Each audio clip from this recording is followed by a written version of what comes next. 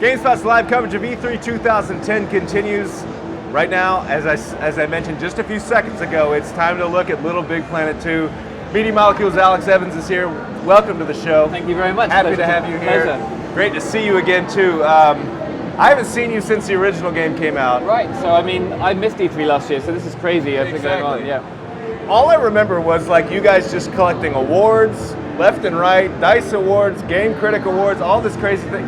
Before we get into this game, just talk about like what it was like shipping that game and coming out of it. The team was so motivated because we were showing the game off and we were showing builds like right hot off the press. We were showing features right up to the end. And the fact that the gaming community and the dev community got behind us so much, we were a young team, we'd all worked in games, but the feedback we got was what motivated us. Every time I came back from the show or the team saw an interview or we got feedback from the fans, we were just super hyped. And then when the game came out and it got that reaction, it was a dream come true. I mean, basically, I don't know how we're going to top it. It's like a difficult second album for us right now. So when you guys were looking at what you were going to do next, was Little Big Planet 2 a no-brainer? Well, yeah, I mean, basically, we had a couple of mantras. We never wanted to slice the community up. So one of the amazing things we're doing is all of the content you made in LBP 1, it carries straight over into LBP 2. All the DLC you might have bought. So basically, we really wanted to get like 20 or 30 new features all into one Blu-ray. And then the mantra in the studio is like, trust the community. Because in the first time, people were like, a game is actually going to be able to do this stuff? It's quite hard to create. Are they going to be able to make amazing levels? And we didn't know. Of course, after it shipped, we were like, holy moly, there's amazing levels being made. So LBP2 would just put way more power into the game. So like the level that's being played right now, Tom's, our community manager, is driving. And basically, we have a grapple hook in there, which is just really fun. So the game starts kind of familiar LBP platforming territory, but we actually open it out and we have this direct control device. So one of the things we're going to show today is like the vehicles and just the power of LBP2. And we now trust the community to run with that stuff. I have no idea what they're going to make, but we'll have to see. So he's just switching up to that, and we can take you through some of the crazy vehicles that we've built. So yeah, shipping LBP 1, to answer your question, was a dream come true. Yeah, absolutely. So when you come to this game, where do you start? What was the goal? Yeah, so the goal was service all the stuff that the community really wanted to see. And one of the things that Mark, our creative director, is brilliant at is like, you take 10 different requests, like I want to make sports games, I want to make like top-down shooters, I want to make like a first-person even shoot, I don't know. And so we take all of those and we try and boil it down to the building blocks. What are the Lego bricks that go together to make those features? And so in this example, Mark was just riffing on the direct control to make vehicles. So we're just running over, he made a kind of choplifter level. And one of the features in LBP2 that's really cool for storytellers is that you can actually make non-player characters now using Sackboy. We call them Sackbots. So basically you can dress them up using your own costumes. He's just using a choplifter thing, the Sackbot's clinging onto the feet of his vehicle there. And if we go over to one we call the Mosquito, which is made out of a 50s microphone and an electric shaver. I think it's just over on the right. Up Tom, come on. Let go of that Sackbot that's weighing you down. Oh, he's totally messing up this demo for me. Anyway, so basically Mark was riffing on what you could do with the direct control device, which is basically something that lets you connect the whole 6-axis, any button you want, circle, square, L1, R1, even the motion sensor. And now you can build really nicely balanced games of all different kinds. It's not just platforming. So this kind of side-scrolling shooter R-type sort of thing will take 20 minutes to build. Literally with the bosses, and you can get the inertia right. All of these things are super easy in LBP2, where LBP1 you could probably do it if you were some kind of Jedi creator, and some of the guys did it, but now it's really easy. And just with a camera twist, you switch from side scrolling to top down, you've got holographic materials, a remixed engine. So the real thing for us was put the power in the hands of the creators. Like, if you can think of a game, I want you to be able to make it. Maybe at least if it's 2.5D. Like maybe you can't make a first-person shooter, but maybe that's a challenge. People out there, the first person to make a shooter wins. Yeah. Oh, he's messed that one up completely. Never mind. We'll just move on. So the next one is like one of the community members was called Johnny, and he was making levels on LBP1 so amazing that we actually sent him a PSN message, and we were like, please come and work with us, and he didn't believe us, and he deleted the message.